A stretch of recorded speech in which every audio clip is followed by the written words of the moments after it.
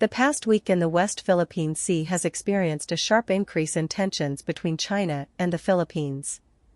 After the two countries reached an agreement to allow resupply missions to the BRP Sierra Madre in the second Sabina Shoal, the region had been relatively quiet. The level of tension is not historically high, but last week it was clear that the attempt to de-escalate regional tensions through the Sierra Madre truce has failed.